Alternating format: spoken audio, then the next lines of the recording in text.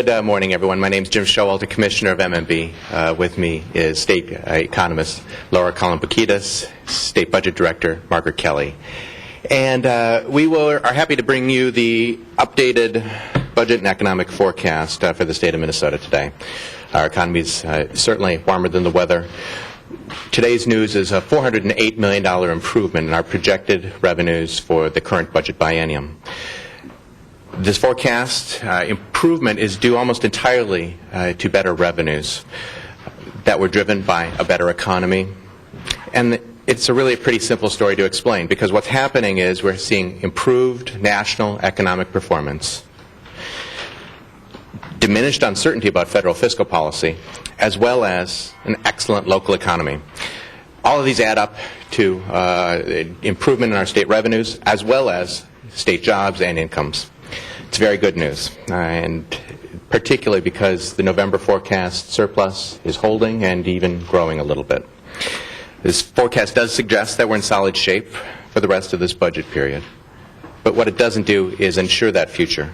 We're well positioned right now, but just like the last times that we had this kind of situation, we don't know how far away that next recession is or what risks or uncertainties we don't know about yet. But for today, let's take a look at the good news and what we have in front of us. The revenue gains, as you see on this first chart, drive and dominate the forecast change that we'll be briefing you about today. Of the $408 million change, 366 of it is coming from tax collections or other revenue collections. Taxes themselves are up about 1%, while spending changes are only down about 0.1%. Only other change nets against that, which is a small change in the stadium reserve, really directly related to the concluded financing for the stadium. So what you see here is a straightforward expectations going on, $408 million improvement off of a roughly $39 to $40 billion budget. And I'm going to turn it over to Laura to explain some of the changes that go into those estimates. Thank you, Commissioner. There have been two significant changes in the U.S. economy since we last spoke, since we presented the November forecast. And the first is that we had some positive momentum at the end of 2013, and that in GDP growth, and that has contributed to the U.S. outlook. So the economy ended 2013 on this positive note. We had real GDP growing 4.1% in the third quarter, and then in the fourth quarter, now a revised 2.4%. So that was just revised down today. But the increase in momentum underlying that acceleration has set the stage for a stronger 2014.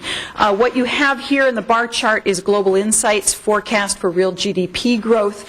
The dark bars are the current forecast, the lighter bars are the November forecast. And so you can see that Global Insight all along had forecast acceleration or faster growth in 2014, but that they increased their forecast for February.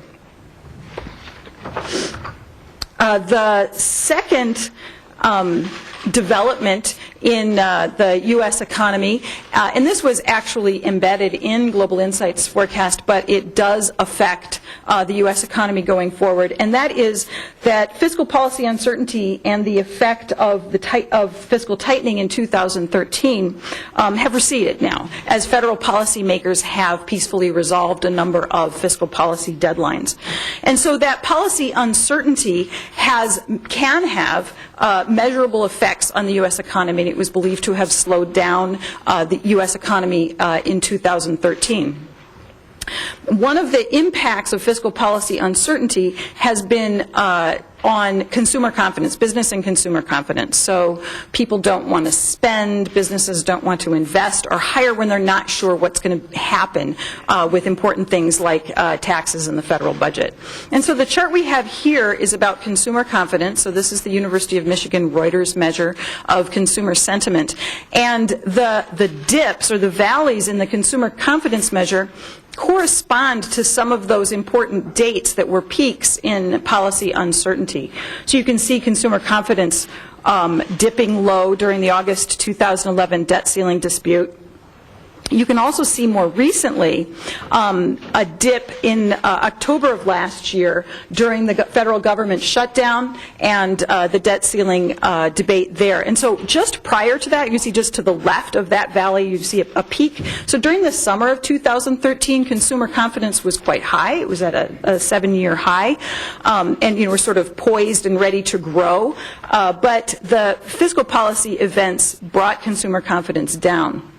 You can also see from the dotted line, which is Global Insight's November forecast, that Global Insight forecast that consumer confidence would pick up after that policy uncertainty was resolved.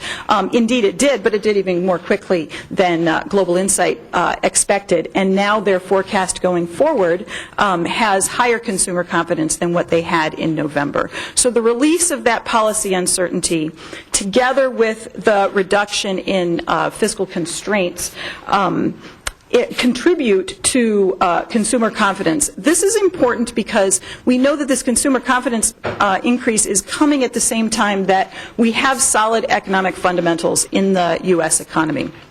So for a while, we've had positive job growth in the U.S. economy.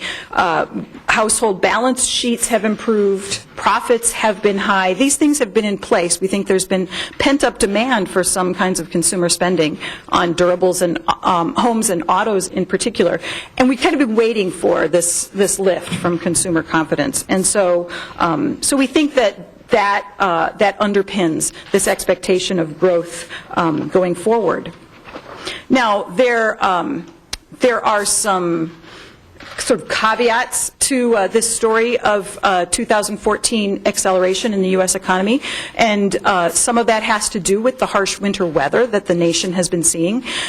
There have been a few economic indicators recently that have come in lower than expectation and that also have some indication that they have something to do with the weather. For instance, U.S. addition to jobs in December, the jobs number was disappointing.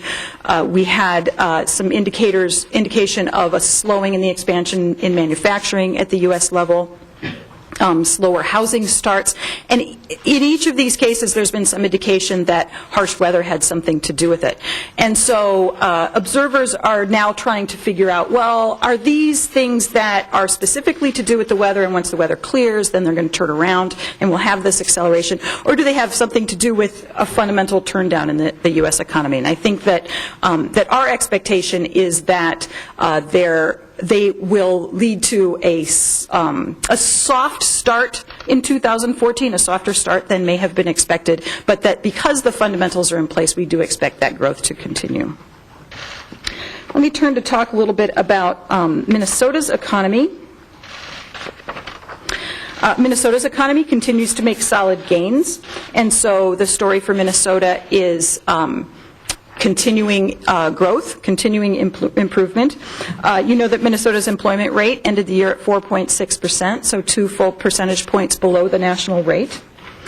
Our employment growth increased from 2012 to 2013, so from 3,500 jobs per month in 2012 to about 3,800 jobs per month in 2013.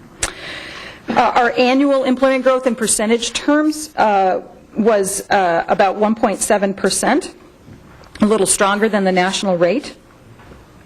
For some other encouraging signs with regard to jobs are that first-time jobless benefit or first-time claims for jobless benefits are at a very low level, and some leading labor market indicators are positive.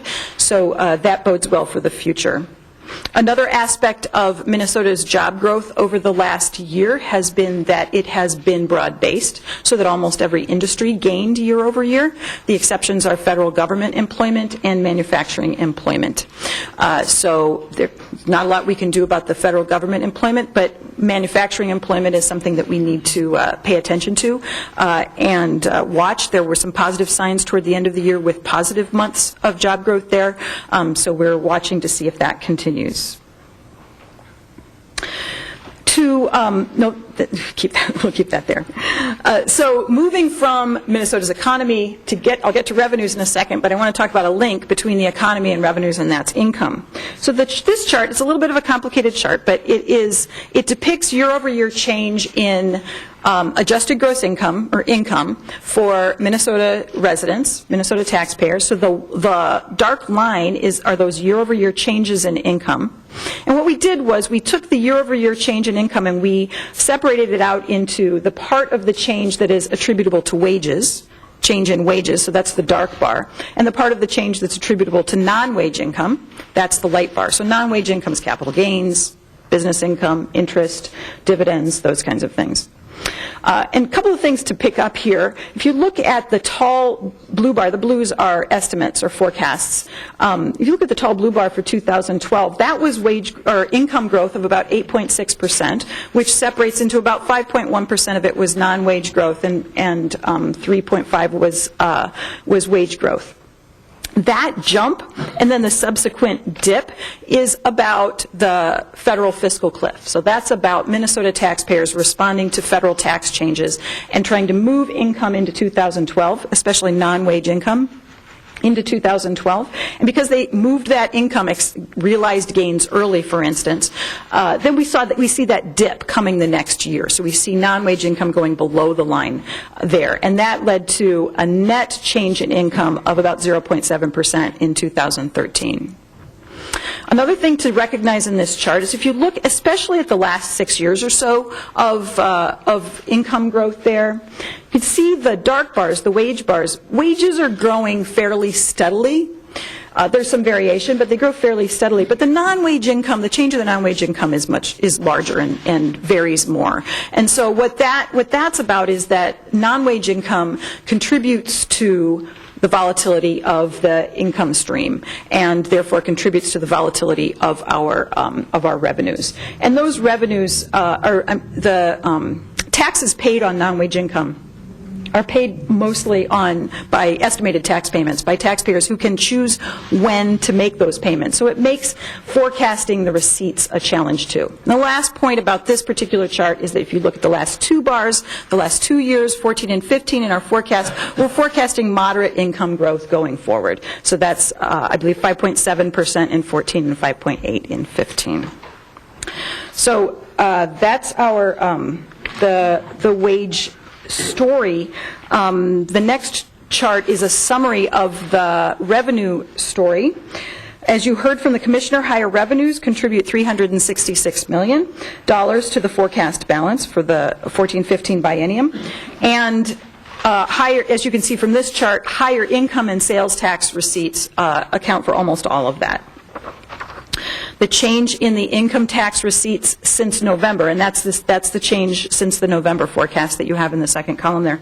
The change in the forecast since November is due to new information we had about tax liability in 2012, and then we also changed our forecast for some growth rates of some income components going forward. There were rather small changes and partially offsetting, but we do have a higher forecast for wage growth than we had in November. Business income and interest income, those are all growing a little faster than we had in November.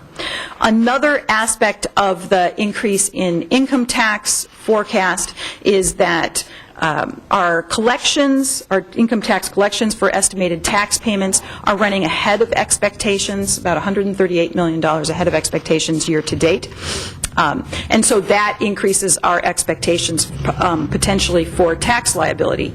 But in this particular case, we are thinking that a good portion of that increase in estimated payments is because taxpayers are paying more earlier, paying more sooner, and doesn't necessarily mean higher tax liability. And so we think that they're paying more sooner, and so that April 15th and the April to June period, when we process, those tax returns get processed, we'll see smaller final payments or larger refunds. So we are not assuming that the higher estimated payments that we've seen up to now are going to persist. Expected sales tax revenue is about 1.6% more than November estimates, and of that $167 million that you see there, $50 million or so arises from expected growth in economic activity, and we have more from technical adjustments. So I've already mentioned some of the risk factors or the uncertainties remaining in this forecast. I talked about volatility in non-wage income. I talked about these higher than expected tax payments that that we're assuming are not going to persist. And I talked a bit about the weather effect at the national level, leading to what we think is going to be a softer start to 2014, but that is going to lead to that's going to open the door for continued acceleration through 2014. I'll turn it over now to Budget Director Kelly.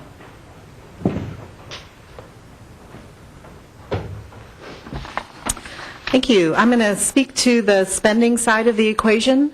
We are looking at a $48 million reduction in spending off of a $39.019 billion budget. So it's less than 0.1%, and it's a relatively minor change, especially for a February forecast. While we saw lower spending in November as well, it's important to keep in mind that total spending is increasing year over year and biennium over biennium. So we're not suggesting that by this small change that spending is flat.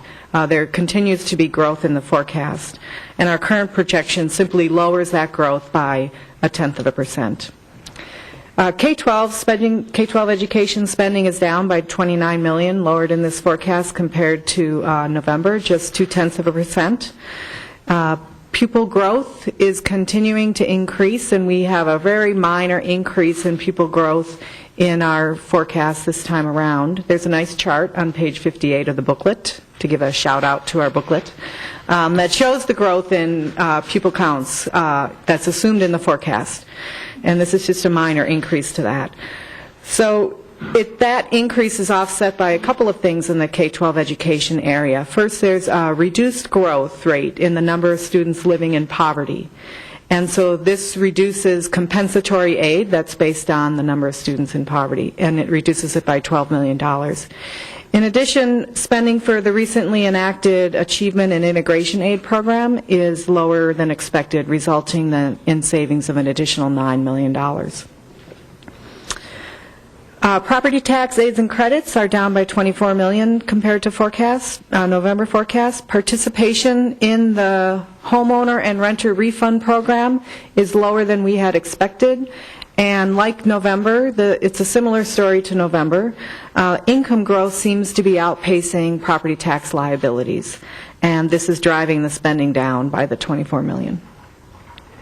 Health and Human Services spending is up by a small $16 million. This is a relatively minor change for one of the larger areas of our general fund budget.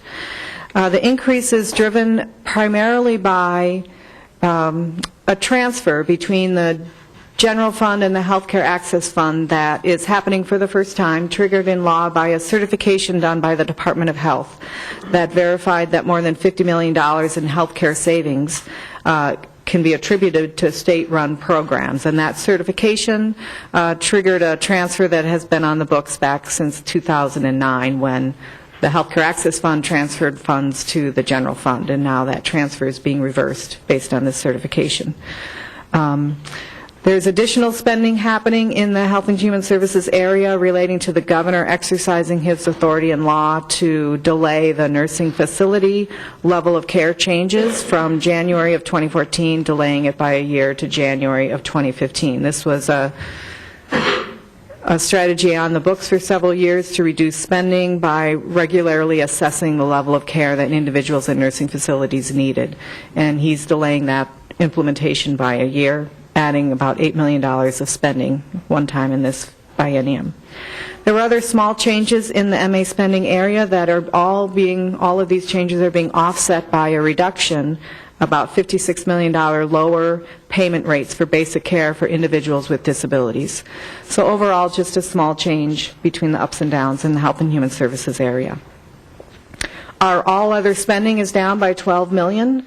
That includes a $6 million savings as a result of the stadium bond sales. We have lower costs associated with that than we had been estimating. We went to market on a good day, and our rate was a little lower. And we also had more tax-exempt bonds in the mix of the tax-exempt, non-tax-exempt bonds, and that resulted in lower debt service payments. If we could move the slide to the next biennium. Our planning estimates for the next biennium continue to improve as well. We have a $303 million improvement in long-range revenue projections, along with a $98 million improvement or reduction in the spending estimates, and the combination of these two things result in a $401 million increase in the balance. So we are now projecting a $2.599 billion of structural balance for the next biennium, which is a good position to be in. This does not assume inflation on the spending side. If you were to take that into account, it would lower the structural balance as well. So we are happy with having the good tails. I'm going to turn it back to Commissioner Schowalter. All right. That is the conclusion of our briefing on the forecast. Happy to take more discussion, questions as it may come up. Just so everyone knows, the usual documents are available for your interest today or future days. This briefing, one-page, clear, crisp summary of everything that goes on in the forecast is available to you, as well as the more extended document, I think 77 pages this time, on the website. Lots of great information in there that will describe what Dr. Kalambokidis and Budget Director Kelly talked about and give you even more information and background on. So thanks again to the staffs that put this together, and happy to take any questions that you might have. Would minimum wage an increase, how much would that impact income in the as you look forward in the forecast? We don't have a state, certainly the MMB doesn't have a state level sort of estimate on that. This is a current law forecast, and that would be sort of a question of fiscal notes that might come from the Department of Revenue. I think the only numbers we know of is out of CBO. Commissioner, what effect does the income tax increase last year have on this budget and budget going forward? Was it factored in already, and what is it now? Yeah, sort of a fun forecast 101 is this is based on current law, so you're absolutely right. It is factored into the 2014-15 biennium. That said, the monthly revenues we're getting, it hasn't occurred yet, so we're not seeing it in the monthlies yet. But the bottom line here is, the income taxes, and Dr. Kalambokidis can talk about it more, but the income taxes that we estimate are in aggregate. They're not by quartile or by tax rate. So, that breakout isn't really available within the forecast. But does an income tax increase that large affect your forecast in the future? Sure. It's built into the revenue assumptions that were at end of session and are still part of the revenue estimates here. I think the bottom line reason for what's going on is not the change between end of session and now in legislation, because that was in both places. It's the economy, the number of jobs, the things that are happening that help people get more incomes and ultimately pay more taxes. So does the higher tax rate, do the higher taxes affect the economy? I think that's a question. Do higher... And if so, how? Sure. Of course they do. How they affect it is, I think, the complex question, and sorting that out, I can ask our state economist to give a shot at it. But, that is, I think, part of the ongoing discussion and looking at it. Yeah. Well, everything the Commissioner said is correct, in that it's current law, and so the tax rates it's all built into the revenue forecast. The question is, how do higher tax rates affect the economy? They can. People can respond to changes in tax rates. The little fiscal cliff story I told you was a response to changes in federal taxes. The story about the Minnesota economy at the moment is that we're continuing to make solid gains. And so we're growing, and we're growing at approximately the same rate as we were last year. So if the tax increases or tax changes of last year have had a dramatic change in the economy, we're not seeing that in the data right now. But is it because they haven't been collected, or they're factored in? That's my confusion, I guess. They're factored in, but they haven't yet been collected. Well, I guess I was distinguishing between a revenue effect and an underlying economy effect. Okay, so tax receipts, we forecast tax receipts based on current law, and so we knew what current law was, and we're going forward with with that. Our forecast does understand that the tax rates are what they are and the tax laws are what they are. I'm just trying to place us in the sort of scope of history. The last 10 or 15 years, where are we at now compared to then? I mean, is this the most optimistic outlook we've had in a while? I don't know if it's the most optimistic. It's certainly the best set of numbers that we've seen in a while. 2007 is probably the last time we had similar forecast. You have to go back to probably in the late 90s, the last time you'd see another forecast like this. And I think that's part of the cautionary tale, is that you never quite know if you're closer to the next recession than you were from the last one. One of your predecessors characterized one of those favorable forecasts as a boatload of money. Would you characterize this one that way? No. But it is kind of like having shock absorbers on the car again, so when you hit in the potholes, you don't feel it quite as badly. I think the important thing for government is to not have to make dramatic changes every year. And that helps the economy, that helps businesses plan, it helps citizens gain confidence. And I think in Minnesota we should be feeling very good about where we're at. Does your department have recommendations, ideas regarding the disposition of the surplus? Yeah, budget's in our name. So we do, but in the end, that's a decision process for the governor. He will be looking at these numbers, making some recommendations very shortly, and in that process, I think our key financial recommendation and consideration is not to make so many obligations that those 16 and 17 numbers turn out bad. That we know that that's where the most variation and the most risk is, and it's important to keep track of how we're going to manage that risk and what kind of obligations we're building for the future. So, Commissioner, if the governor is saying, cut those business taxes and do the federal conformity, what impact would that have then on the this current budget cycle and then in the next one? It would have significant impact. We have with about $2.5 billion between our projected revenues and spending. You take out even $1.1 billion in inflation. You still got some room to maneuver, and I think B2B taxes, other kinds of things are going to be on the table this session, and there's certainly some room to make adjustments. I'm interested in what better. Just about what does significant impact mean? A significant impact means that you don't mistake the 16 and 17 number as being a surplus that we can commit right now because it's like money in the bank. But is it positive or negative impact when you say significant impact? I'm saying don't make commitments that obligate you to another $2.5 billion next biennium. And because you spend things in the last year of the biennium right now, they double up pretty much as a rule. And so it's easy to see any kind of commitment now grow in size in 2016 and 17. The spreadsheet that circulated with HF 1777 yesterday pointed to a cost of those measures of about $680 million in the tails. Was that based on an MMB fiscal note or an internal House estimate? Do you know? I would assume it was a Department of revenue note. We do work with them as well as other state agencies on that fiscal noting process.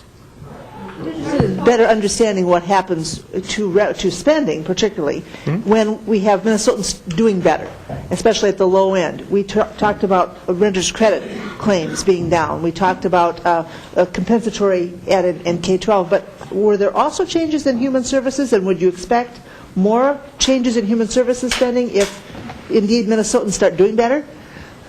I think that's a really good question, and the reductions that we're seeing in spending in this forecast are a good example of how sometimes our state budget is countercyclical with the economy.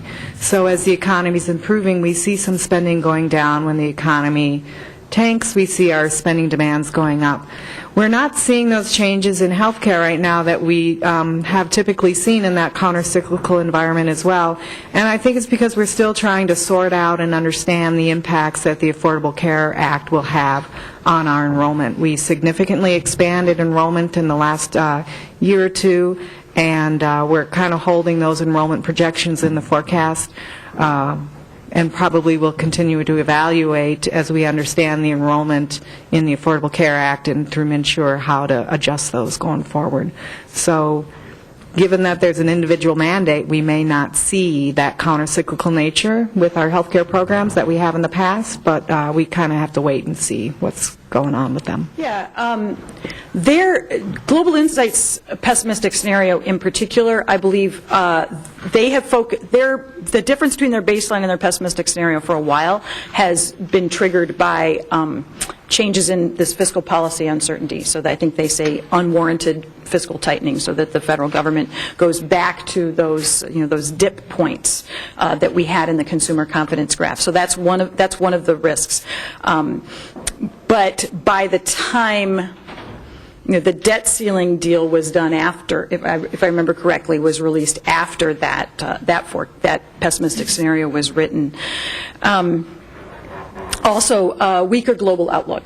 So changes in the global economy will affect the national economy. Slower growth in China and Europe. For Minnesota, I talked a little bit about manufacturing sector, and what's the best tonic for the manufacturing sector is demand for the goods, the durable goods that they produce, and so global demand increasing can increase prospects for the manufacturing sector. Global demand decreases prospects for the manufacturing sector. Talked a little bit about this softening of the start to 2014. If we're wrong, and that's not just a soft start, but that it is a turn down in a slowdown in the economy, then that's one of the risk factors as well. And it looks like you're still expecting housing to be playing a pretty good role in goosing the economy. Yes, although it might slow down some. Right? That's right. And the housing becomes important in a number of ways as the market tightens, home prices rise, people feel wealthier, that increases that consumer confidence, and they spend more, and that spending stimulates the economy. At the same time, when the housing market, the market for existing houses tightens, then we increase construction of new homes, and that puts builders back to work, construction workers back to work. That puts more money into the economy. So the housing market continuing to recover is something that we're assuming, and if that doesn't happen, then that slows our growth and our expectations. We wanted to get a sense of, this might be a Schowalter question, but we wanted to get a sense of how much cash the legislature has at its disposal for one-time spending.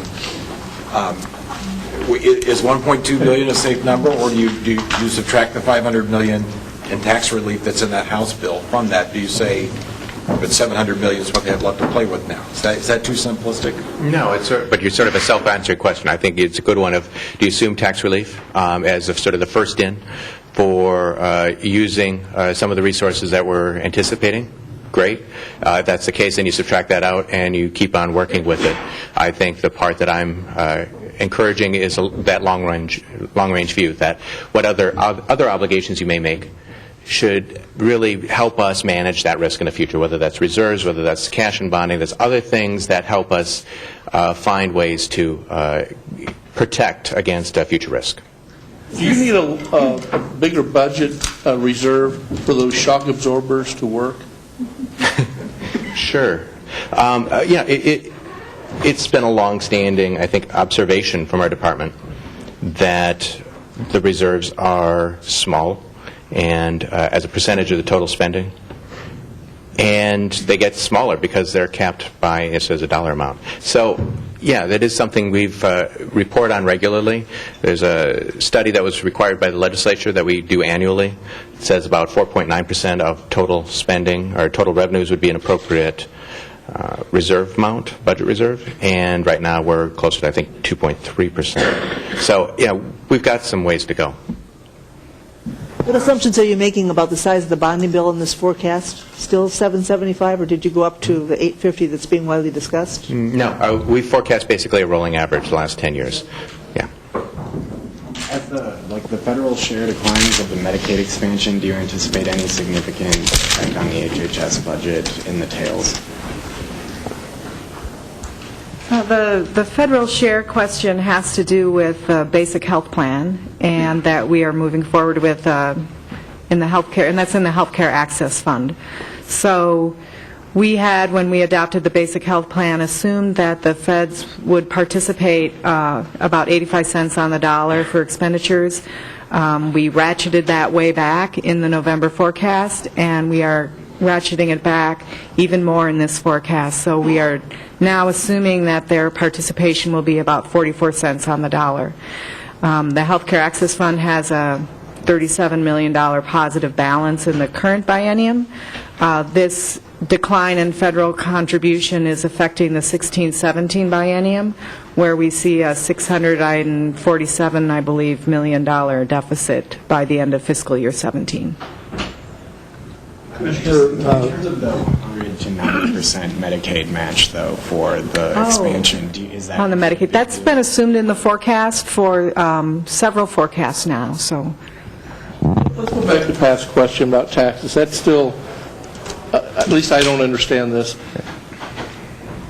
Let's try it this way. If there was not the tax change from last year, $2 billion, whatever, what would today's forecast look like? If there was no tax bill last year, what would this forecast look like? That's a good way to put it.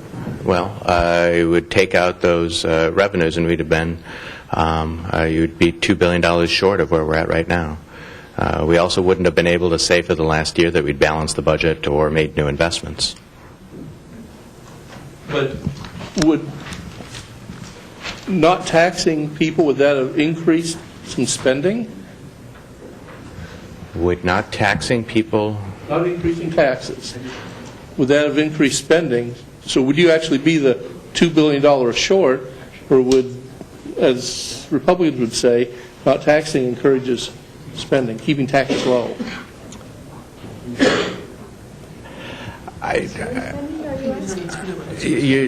Consumer. Okay. Yeah, I'm sorry, not state. You know, I think, as Dr. Kalambokidis noted, we're not seeing a significant change in the trajectory of the state economy. In fact, it's been good. It's been getting better. That's why we're bringing you a forecast surplus today and good news of increased jobs and increased incomes. We're not seeing data that suggests widespread panic, or that is just not the case. I think Minnesota's fundamentals are a great labor force, a place where things get done, and that continues. And the tax policy discussion is a heated one, but we certainly don't see it as being a swing factor in this forecast.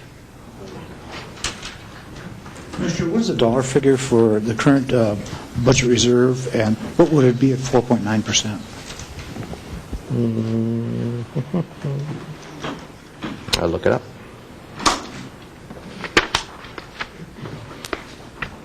Budget reserves at first page.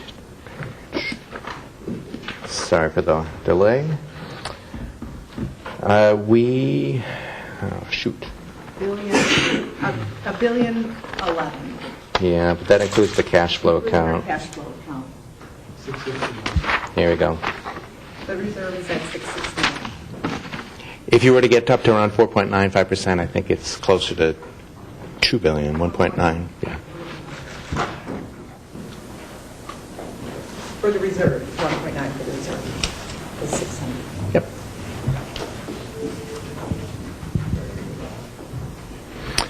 All right. I think we've tired you out, but I think there's more people coming, so thank you very much for your attention.